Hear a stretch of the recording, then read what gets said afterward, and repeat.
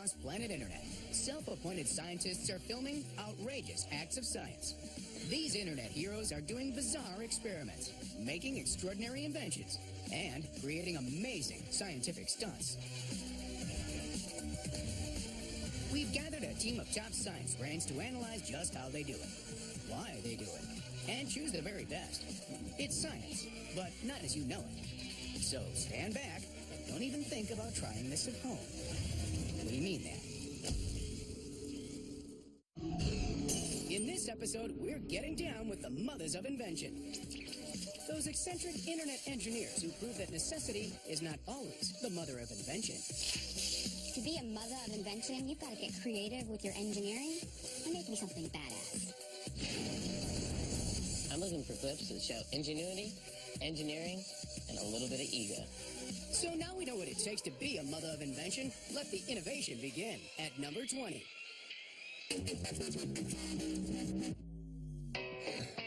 Meet Richie Trimble. He likes making tall bikes, but that's not his tall bike. This is Richie's tall bike. Measuring 15 feet high, Richie nicknamed his bike Stupid Tall. And he notched up 2 million hits pedaling through the streets of L.A. It looks so scary. You see from his perspective how far down it is to the ground and how insane it would be if you fell over. Watch out, watch out! Yeah, this looks like a pretty dangerous stunt, so why take the risk? Some people, they like to ride quick or get a workout, but for me, I just like making people smile. It certainly made our expert smile, but how on earth does Richie balance this thing?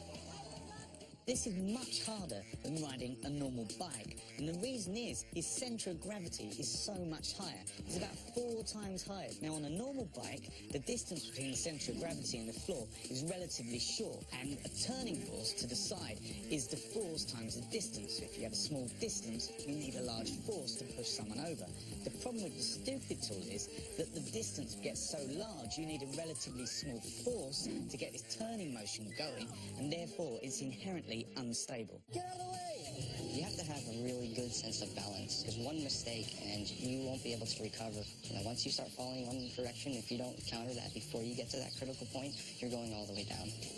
So for being a master of balance and for inventing the mother of all tall bikes, Richie comes in at number 20.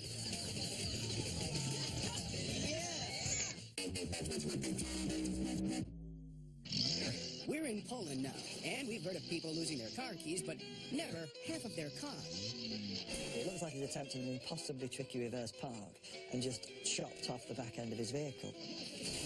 But this was no accident. Inventor Jacob did this on purpose. Don't you usually need both halves of a car? There are some smarts involved in this. The first part is pick a front-wheel drive car, which means that the engine's up front and the drive wheels are up front. To drive around for a little bit, you don't really need very much gas, so you could put literally just a little gas can up there and hook up the same fuel line. So he's got everything he needs up front, but how's he pulling off this seesaw maneuver? The center mass is an addition of all the weight distributed throughout the car. So because there's no rear end of the car, it's shifted forward drastically. That's why it's very close to that tipping point, which makes it easy for him to tip it up. As he's driving along, he's building up momentum. And all of a sudden, when he slams on the front brakes, the wheels stop, the car wants to keep going, which causes it to rotate up. And at that moment, what he does is throw it high gear into reverse, and his tail still gets stuck in the air, and he rides reverse in the air. Nice job, Jacob. Just don't ask him for a lift. You don't need to make something to be a mother of invention, as Craig Baker proved while on vacation with his son, Ted. This is definitely the best way I've ever seen anybody put on a swimming cap. I can't believe that he manages to hit the head so precisely. So how did Craig pull off this splash landing? So when you think about it, when you want to put a swim cap on, one of the first things you have to do is stretch it out. The nice thing about filling a swim cap with water is water's pretty heavy, and it actually spreads out the cap just like you want it to. The swim cap pretty much maintains its form as it falls, full of water. And now you have a curvature in the swim cap. You have a curvature on the kid's head. And so where they meet, there's an upward force on the swim cap. The water displaces out to the sides, and basically the parts where the water's displacing out, it's actually stretching those parts of the cap more. And in the middle parts where the water's going away, the cap starts to contract. And then when all the water releases, bam, it contracts on his head. Nice, snug fit.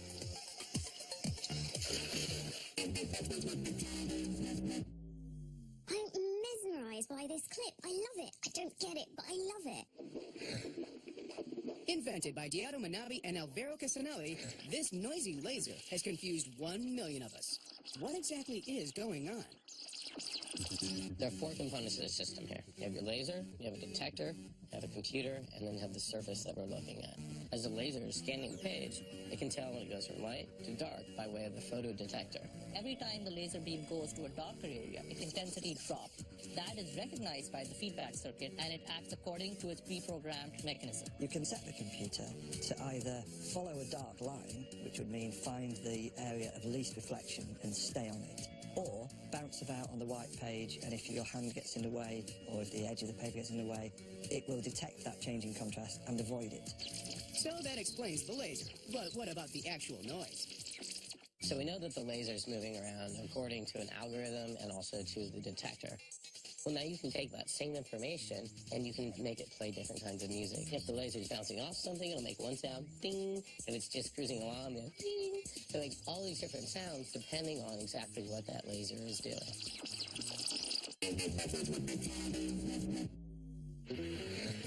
At number 16, we're headed to Georgia, where Weston Summers has a big problem. His 2,000-pound tire has detached itself from the rim, but Weston has a, shall we say, an inventive way to fix it.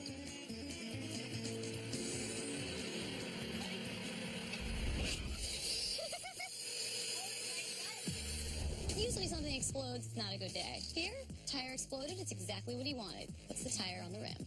And remember, please don't try this at home. So how did a big boom get Weston's tire back on the rim? What Weston is doing is filling a gap between the rim of the wheel and the actual tyre with starting fuel. So all it is a combination of some really flammable gases. As the starting fluid is ignited, it actually heats up all the air molecules inside the tire. They whiz around much faster with a lot of energy, and they push against the edges of the tire. And it's this expansion of the gas that enables the tyre to pop out, sit on the rim, and allows the guys to actually attach the tyre successfully.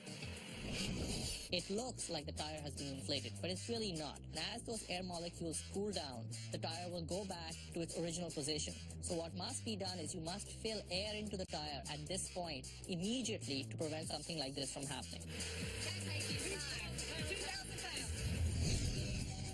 So far, our inventors have shown us a big bike, a loony laser, and a clipped car. But coming up, our eccentric inventions get even stranger.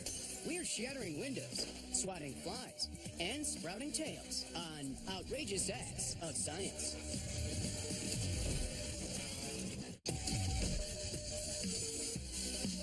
Welcome back to our countdown of the mothers of invention. We're showcasing the most extraordinary creations on the net. As we enter the top 15, our experts are looking for even more ingenuity, all in the name of science.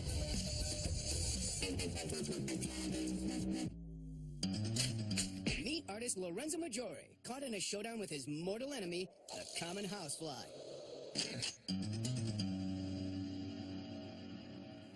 I want one of these weapons.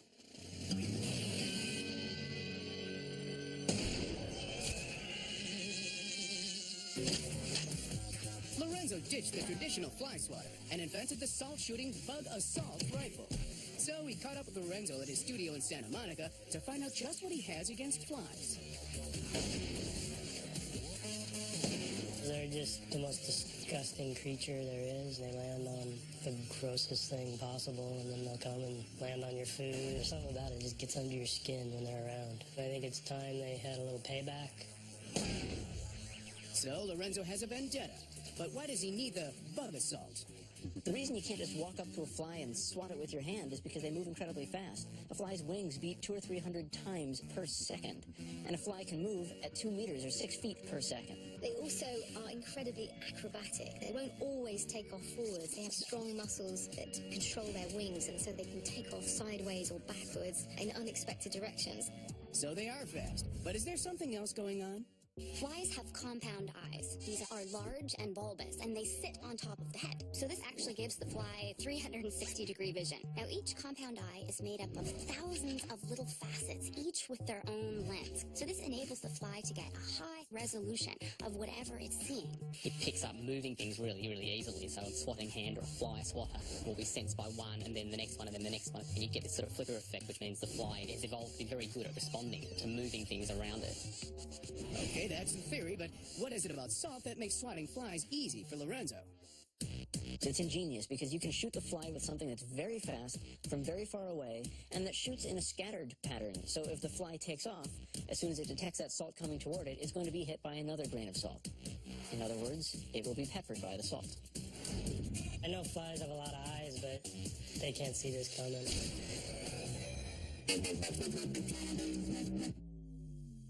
Here in Outrageous Acts of Science, we applaud when unlikely objects fly. Adam Rayklevich from Poland scored a spot in our countdown when he designed and made this.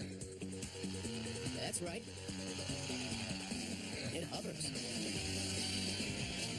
This thing has no slickness, there's no degree of polish, there's no pizzazz. It's a trolley, but it hovers. And that is cool. Over 500,000 of us have enjoyed this clip and wondered how Adam's hover platform works. Adam is basically sitting on a giant motor, which is spinning a propeller that's pointing down. Propellers are designed to move lots of air. By taking a huge volume of air and shoving it in one direction, it pushes the whole propeller system back in the other one. The best bit about his design, though, is the fact that he's got two blades rotating in different directions. This is done so that they balance each other. It means you can have very fast-moving blades and you don't get the whole thing shaking to pieces. So the dual blades counter each other. Any significant drawbacks? From an engineering perspective, putting the fan underneath the platform is not the most stable design. If you look at most helicopters, they have the propellers at the top and they hang the mass of the vehicle underneath. That's a very stable arrangement. It's like a pendulum. If you bump it a bit, it swings back to where it was. What Adam's done is put the support underneath and then balance the mass on top. And that is inherently unstable. But let's not forget, he has actually built his own hover platform. Unless you've also built something with the word hover in the title, I don't think you can dismiss this guy. Well done, Poland. Well done. Everyone knows scorpions are easy to find during the day. Look, there's one. There's another one. But how do you find them at night? You call the Scorpion Hunter. On this episode of Scorpion Hunter, we shall hunt scorpions. Arizonian Angel Club has worked out a very inventive way of detecting scorpions in the dark. Scorpion Hunter, attack. And no, it's not using a fake British accent. Glowing scorpion. She uses a special light. The kind of light that our scorpion hunter is using is ultraviolet light. Now, this UV light is of a higher energy and a lower wavelength than the light that we use to see things. So what's happening is this scorpion has this chemical within its cuticle, and it takes in this higher energy light from the UV lamp. It then re-emits it as a lower energy, longer wavelength light, which we are then able to detect because it falls within our visible light spectrum. But why are they at the mercy of Scorpion Hunter and her UV-emitting rod? Glowing scorpion. Regular scorpion. Glowing scorpion. We don't really know why scorpions glow like this. There's some evidence that it could be to lure prey. It could also just be a byproduct of some other kind of genetic change that's gone on, and it's not detrimental, so it hasn't been lost. This concludes our Scorpion Hunt of the night. Scorpion Hunter, attack. Stick around for more Mothers of Invention on Outrageous Acts of Science. Welcome back to Outrageous Acts of Science. When Peter Ma visited Kennedy Space Center in Florida, he spotted this awesome display of invention lurking in a super hot furnace. So he filmed it. Now these have been in there at 2200 degrees for hours. So you'll see they're blazing hot. Hold on, that's really hot. Don't touch it.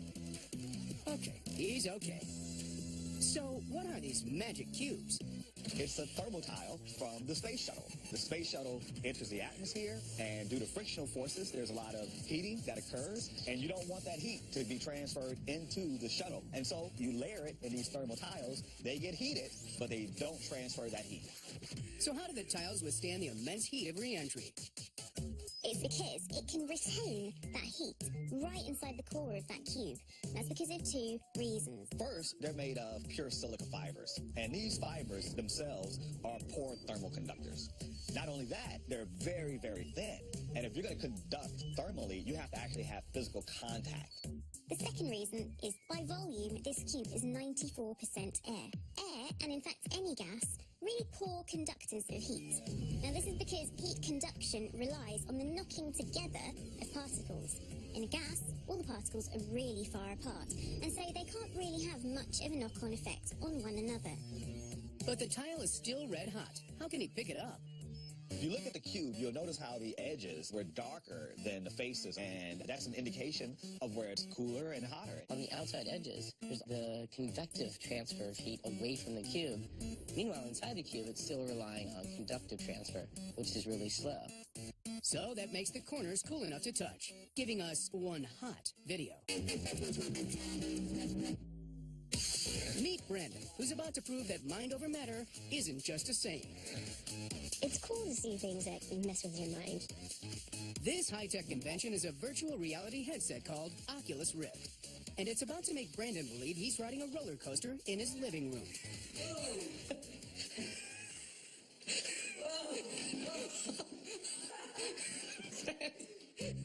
What Brandon is seeing is a roller coaster ride, and the images being delivered to him through this Oculus Rift are so real that it's causing his body to shift in response to that. So why does Brandon's make-believe world seem so real? It's manipulating aspects of our vision that normal glasses don't. Humans have stereoscopic binocular vision, which means that because our two eyes are separated, each eye is seeing the same image, but from a slightly different perspective. The Oculus Rift supplies pictures that are slightly off from each other to each eye. And so your brain puts them together to make a 3D image the same way it does in real life. His body is telling him a very different thing than what he sees. And that's why he gets so disoriented, and he's falling over and he can't stand up straight. So Brandon had no chance of remaining upright while wearing this incredible invention. So far, our scientists have been in awe of some amazing inventions. But as we enter the top 10, we discovered that being a mother of invention isn't all about building things. Oh, and don't try this at home. We're in a garage with a mother of inventive destruction, mechanic Mike Stanek. Spark plug, hammer. Vice, spark plug, hammer. Smash spark plug. Get ceramic. Throw in glass. Well, that was unexpected. The window literally shatters. It's really astonishing. It just doesn't make any sense. It's amazing how quickly and easily it destroys that window. What's going on? Scientists, explain. The key for shattering the glass in the car window is that the glass has actually been treated in order to make it safer for you. It's what we call tempered glass. Instead of forming these long daggers, it actually just crumbles up into tiny pieces when it's compromised. The way this glass is treated is it's first heated to a very high temperature. Then it's rapidly cooled down.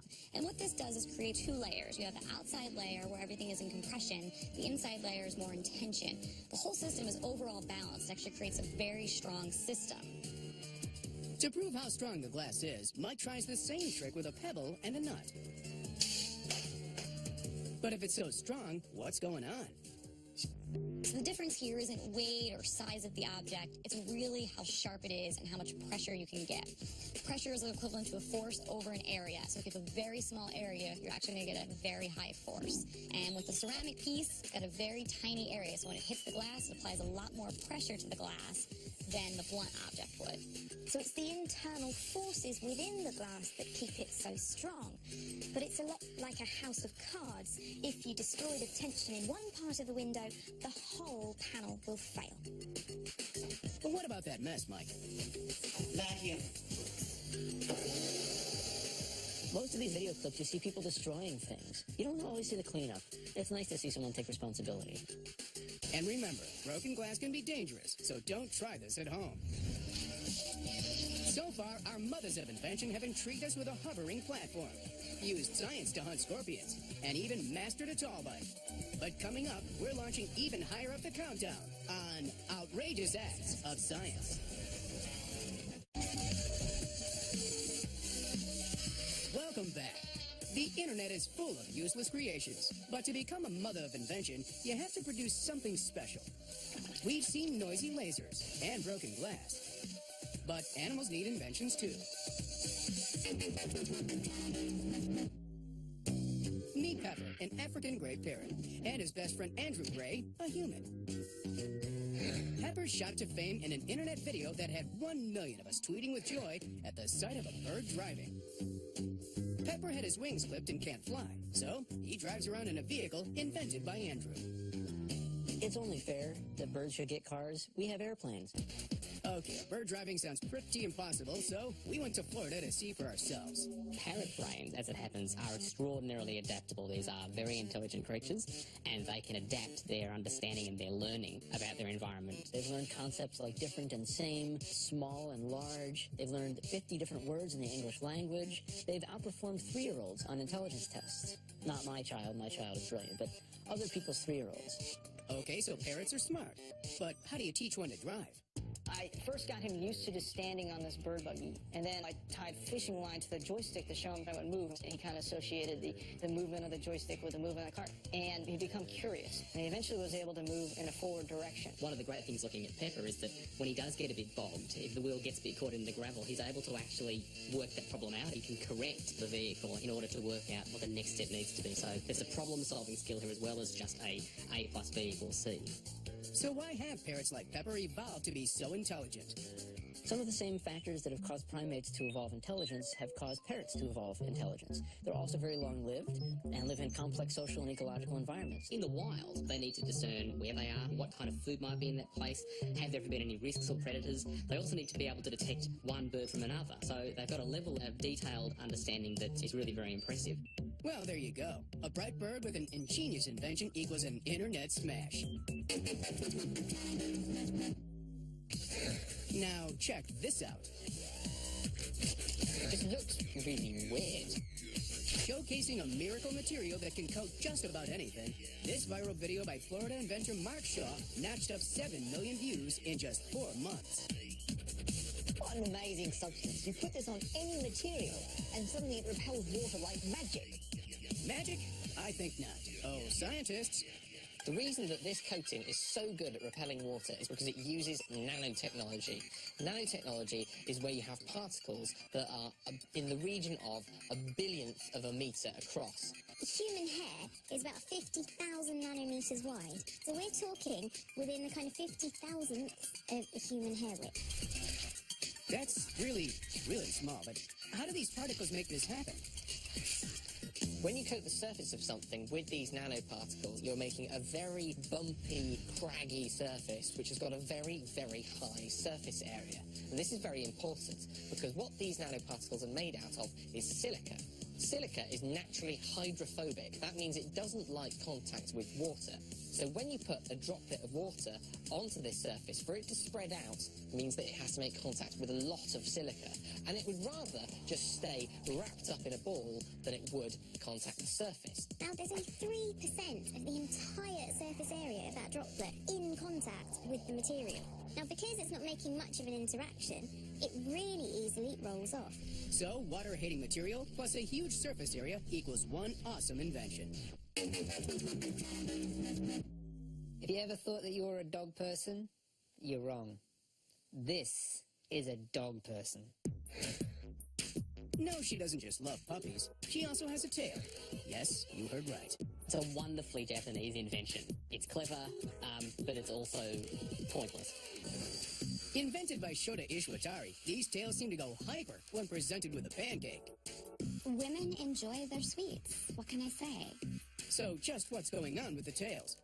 The idea behind the tail is it's basically tapping into the electrical impulses within your body. So it's monitoring your heart rate. You have an electric signal coming from the cells in your heart, which makes the heart beat. So usually our heartbeat under normal conditions is around 60 to 80 per minute. But when we get really excited, it accelerates. The faster your heart beats, the faster your tail is going to wag. Taili's monitor is worn around the waist, but that's not where the heart is. You can obviously put the tail up around your chest, but that's not where a tail belongs. So they've had to sort of get over the fact that between where the heart impulses are and where the tail is, there's a whole lot of other information and a lot of noise going on. So they need to filter out all that other noise to detect the heart part. So that's part of the genius behind the software in this, actually. I'm not sure I would want one, because if somebody is setting my heart racing, they don't need to know that just now. I'll tell them later.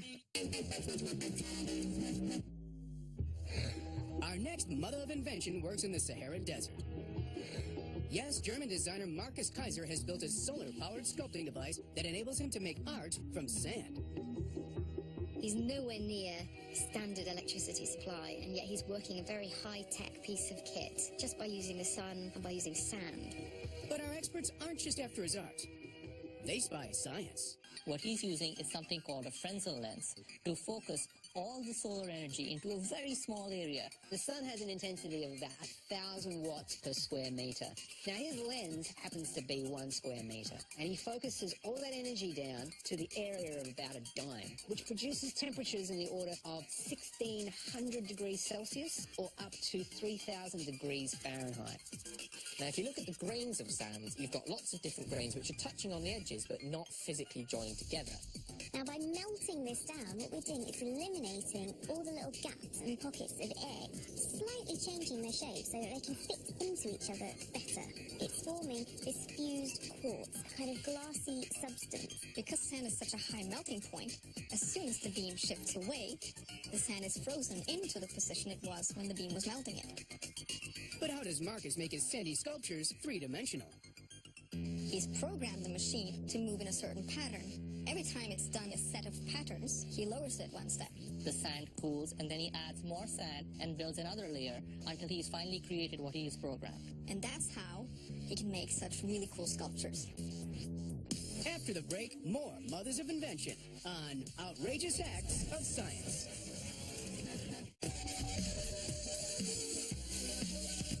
So far in our itinerary of innovation, we've seen a really tall bike, a bird that can drive, and exploding tires. But as we enter the top 5, our Mothers of Invention take us out of this world. Hi, I'm David, and this is my attempt to send a radio-controlled airplane into the edge of space using a weather balloon. The internet is full of videos of people sending things high into the atmosphere. But David notched up 700,000 hits and made it into our top 5 because he decided to pilot his plane back down. This is quite amazing. He sent his glider all the way up in space and he could still control it. That's a marvelous piece of engineering. The plane is now 20 miles away. So how is David going to pull this off? David is actually controlling his glider using radio waves. But if he has a standard radio wave antenna, he would need a lot of power to be able to control that glider. So he has to fit signal boosters onto all his radio equipment. But what he does to increase the range is make them directional. So rather than the radio waves scattering all over the place, they're focused into a tight beam, which means they're able to go much further. But if you go off axis with it, you will lose the connection and, of course, lose control. So he's got his mate in the car.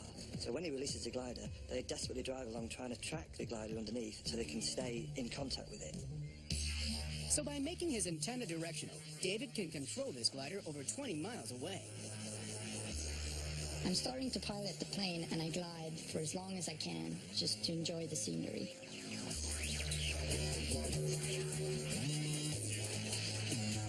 Despite a rough landing, gave its flight as a hit with our experts. He was able to control this glider and fly it down. So I think that this was a highly successful mission for him. Meet Charles Greenwood. It may look as if he's doing some weird exercise, but Charles is actually revving up for a drive. See? There he goes. It was a weird mix between the Flintstones and the future. Yes, Charles has invented a human-powered car that can hit speeds of 60 miles per hour. You'd arrive at your destination looking pretty damn buff, I would think. Especially if you're wearing a beret. Our experts were so impressed, we went to Oregon to find out why Charles decided to ditch the combustion engine. Well, I was working in the Silicon Valley in a research engineering facility, and when I'd commute there, I noticed that we'd be sitting in traffic, and traffic would just not be going anywhere. So I'd think, how much power would it take to make a human-powered vehicle that would keep up with the way traffic actually moves in an urban environment? So how can a puny human propel a car? This might look like an old-style hand-pumped railroad cart, but it's much more complicated than that. Charles uses that rowing action to power a crank arm, and that turns a rotor inside the car. That rotor then is amplified by a series of gears so that the motion powers an alternator. That alternator generates electricity, and that electricity goes to two electric motors that are near the back tires of the vehicle. And those electric motors then drive the tires and propels the car forward. But surely it gets tiring. I'm exhausted just thinking about it. He designed his car with a battery as one component. So you can plug in the battery into the home before you take off for the day and have a fully charged battery. So anytime you feel like resting, you can sit back and let the battery do the work. Or when Charles is pumping, sometimes he may create extra energy. So say he's going downhill, he can still pump and store up some of that energy. Perhaps maybe when he goes uphill, needs a little bit of extra assistance. So will we all be cruising around town in the future? This is part of the future of transport. There'll be people that are motivated to use the energy in their physical bodies with other people because it's fun. So that is a niche within transportation, and I think there really is a future for that niche.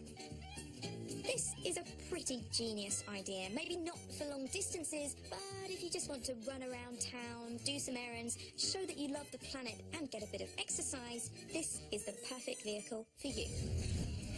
Coming up next, it's time for our top 3, when outrageous acts of science crowns our ultimate mother from the strangest videos on the internet.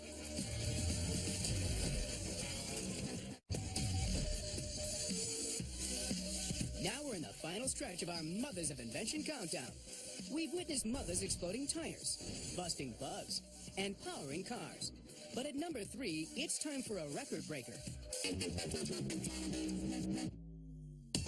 John Collins has been making paper airplanes for over 40 years. And here's a secret weapon. Professional quarterback Joe Ayoub. You have a jock and you have a geek who normally are natural enemies. But what happens? They partner together and they end up breaking the world's record. Right there. There it is. There it is. We are all over that one. That's going to do it. Get up there, get up there, get up there, get up there, get up there! It's a new world record, 227 feet. That paper airplane goes miles. But there must be more to it than a good arm. John is a master of precise folds and has a top-secret design. But what else makes his plane a record breaker? When you look at the design elements that increase the stability of the airplane, there's 2 main ones. First, there's this problem that the airplane will roll from side to side and lose its lift. And one way you can adjust that is by tilting the wings up slightly. This is called dihedral. If an instability happens and the plane starts tilting towards one side, the lift on that same side wing increases. And on the other side, it decreases. So that helps correct for it, and it stabilizes the plane so that it can keep moving forward. The second thing is that whenever you throw an airplane, it takes a parabolic path, and when it gets to the peak, it'll stall out and go into a nosedive. What happens as it nosedives downward is that it gains speed the entire time. And when it gets near the bottom, it now has sufficient speed to have lift again. But the problem is that it's headed straight down toward the ground. What John has done is he's put elevators on the back wing. wing. And what these elevators do is they create a reactive force. They push the air up, which pushes the tail down, which pulls the nose up. And now the airplane rights itself, and it travels for many, many more meters and ultimately sets the world record. And now from a world record to a potential world changer. This clip shows a very innovative piece of engineering that is beautiful in its simplicity, and it can really have an impact on people's lives in the real world. Meet the Minekathon, an ingenious invention from the mind of Masoud Hassani. Originally from Afghanistan, Masoud wanted to create a device that would help clear the land of mines by blowing them up. This is one of the coolest inventions I've ever seen. So, how does this rolling machine do it? The structure of the landmine detecting device is basically a spiky ball. And so at the center of the ball, you've got this plastic piece that holds a bunch of bamboo legs in place. Connected to each bamboo leg, you have this rubber fitting as well as a disc. So the lightweight bamboo and the discs around the outside allows it to move very freely and very quickly through the wind. By capturing the wind with its many discs, the Minekathon moves without any other power sources. But what happens when it hits a mine? The whole thing weighs roughly the weight of a human, and the discs that are all around the side, they have a little spring behind them, and they almost mimic a human foot as it would walk down. And that is going to be more likely to set off a landmine. As long as the shape stays spherical, it can roll by itself. Because it has so many spokes, it can set off between 3 and 4 landmines and still have a roughly spherical shape. This is a prototype, but Masoud hopes to deliver the Minekathon to areas where they can't afford more expensive technology. Engineering isn't all about being high-tech and expensive. Masoud's gone the really simple, easy, low-tech route, which is really just as amazing. So far in our countdown of the internet's most amazing inventions, we've seen how creativity and perseverance has helped our mothers of invention flatten flies, teach pets how to drive, and create art out of sand. But at number 1, we're catching up with a familiar face. Remember this guy? Yes, it's Colin Furze, the British inventor and stuntman who previously wowed our experts with his homemade wall of death. But Colin hasn't been resting on his laurels. He has a newer and much louder obsession: jet engines. Okay, let's build a massive pulse jet. Yes, he's been building something even more dangerous, even more impressive, and even more insane. What's the most sensible thing to do now? Put on man's own bike! Behold, the Jet Bike, a 10-foot-long liquid propane-driven pulse jet engine on an old bicycle. We tracked Colin down to find out what's behind this dangerous mix of jets and bicycles. In a way, they're kind of useless. They don't produce much thrust. They just get hot and make a lot of noise. But there's something about that which is just amazing. So we built this Jeff Ingrate pulse jet, and I had this bike laying around, so why not put the two together? Why not indeed? Colin was ready to ride, and 2 million of us tuned in to see him take his bike to the limit.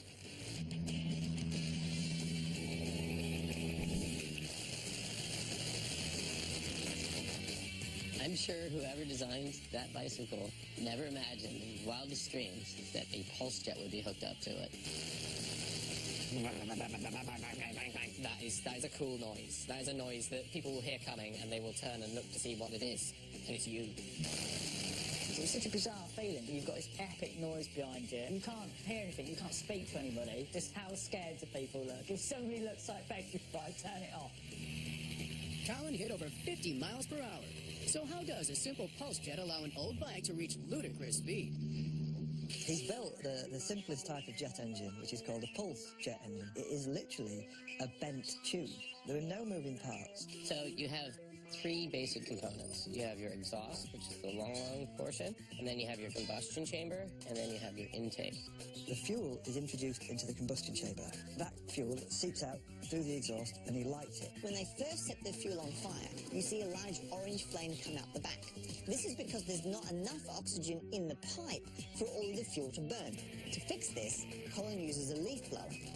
The leaf blower is effectively the same as the turbine in a normal jet engine. He can force a lot of air, bringing a lot of oxygen, into the combustion chamber so that all the fuel burns completely and forces the bike forward. But no one's trailing with a leaf blower. What's going on? Whenever the fuel combusts, it expands rapidly. But after it's burnt all the fuel, it goes so far it actually creates a low pressure in the combustion chamber. This means air from the air inlet is going to get sucked in, gas is going to be allowed in from its throttle control, and also air is going to be sucked back via the exhaust pipe.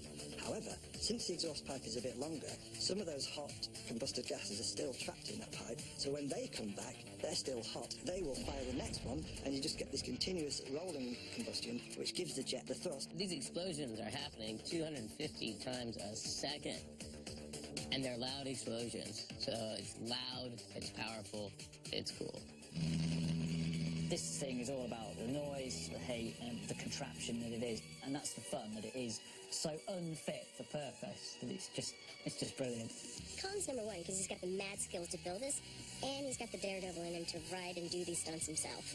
I thought Colin had peaked last series with his Wall of Death, but this has surpassed everything. So for building it, riding it, and surviving, Colin is our number one mother of invention. Congratulations, Colin. You're the first person to survive the number one spot twice on Outrageous Acts of Science.